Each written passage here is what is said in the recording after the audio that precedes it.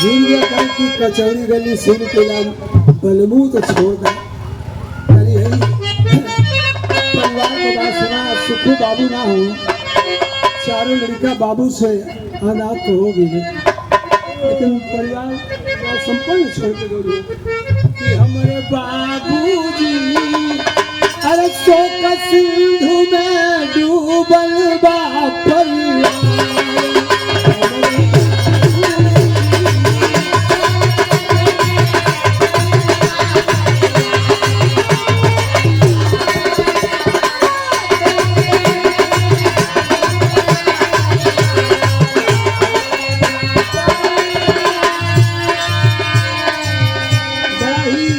मशहूर चैनल के डायरेक्टर प्रदीप गुप्ता जी के वहीं से तो वहाँ नीचे का पहले कान के सीना चली कितना चैनल में तू पहले फेल कर दिला तो दुकान बंद करके घर Pradeep Gupta G P series company के डायरेक्टर हैं और इस कार्यक्रम में आए हुए हैं। मैं प्रदीप गुप्ता जी के साथ सभी चैनल के डायरेक्टर व्यवस्थापक को मैं धन्यवाद देना चाहता हूँ।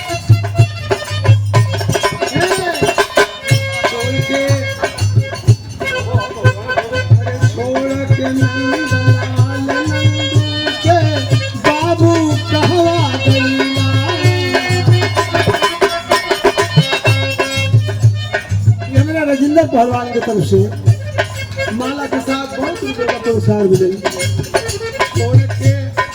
नंदलाल नंदू के बाबू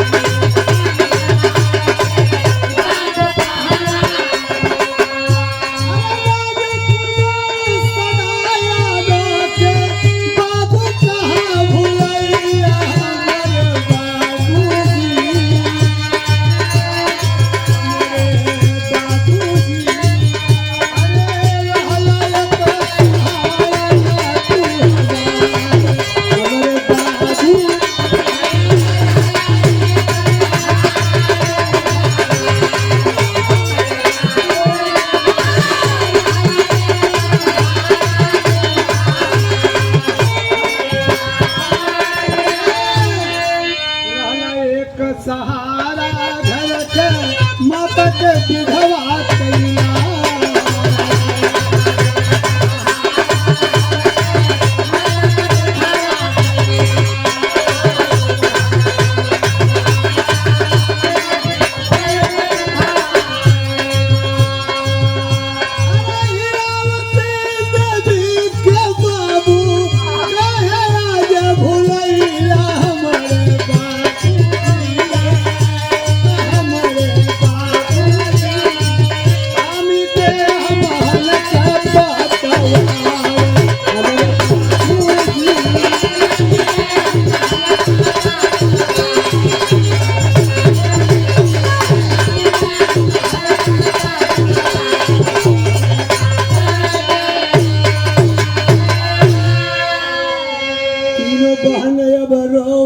बाटी बाबू कहा बिसरवला।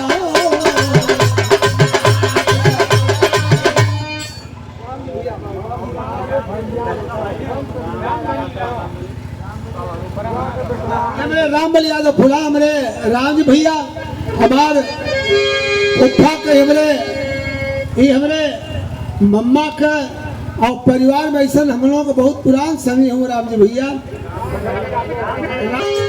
तीनों बहन अब रोवत बाटी बाबू कहा बिसरवला।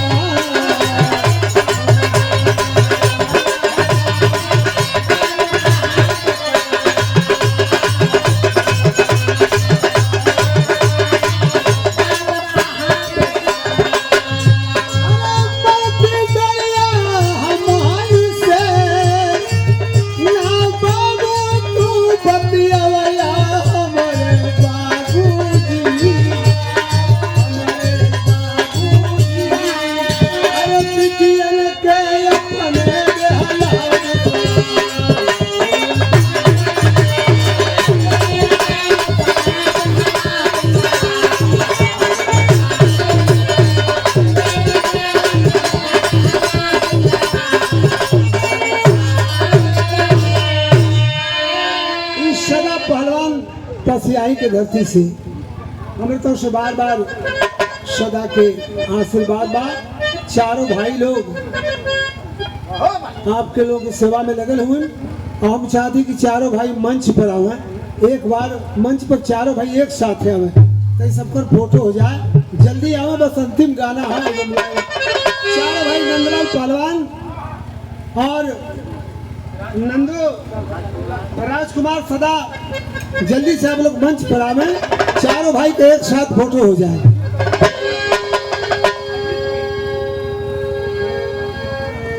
और अजीत को भी, अजीत को भी हम चाहते कि अजीत भी आवे, लेकिन कहना एक बात के बाद, अरे बेटा बेटी अब कहते हो बाबू कह के बोली, बाबू कह के बोली है।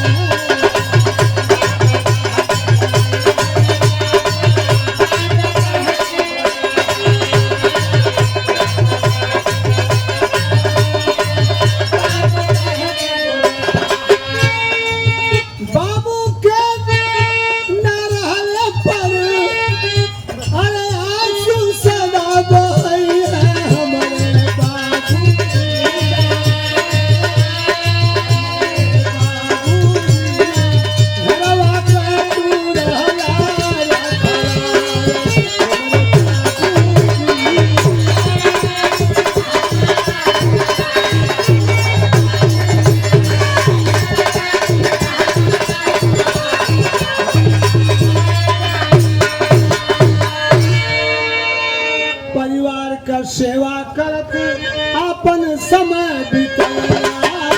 जल्दी चारों भाई जल्दी आओ, अजीत आप आओ।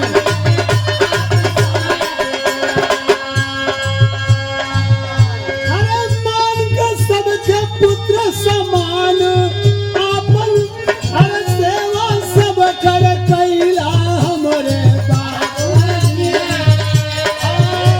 घर में, अरे गाँव में अच्छा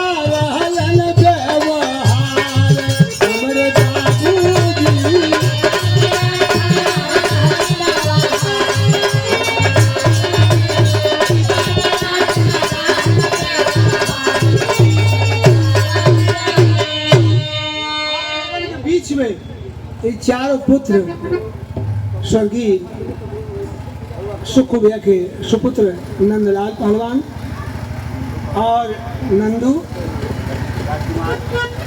राजकुमार सदा।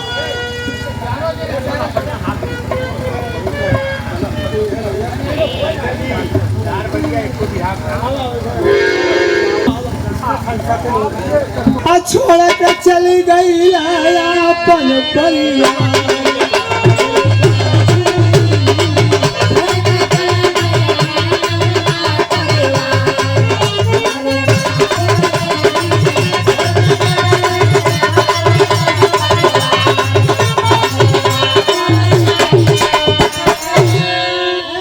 जियत रहला सबके बाबू प्रेम भाव सिखलैला।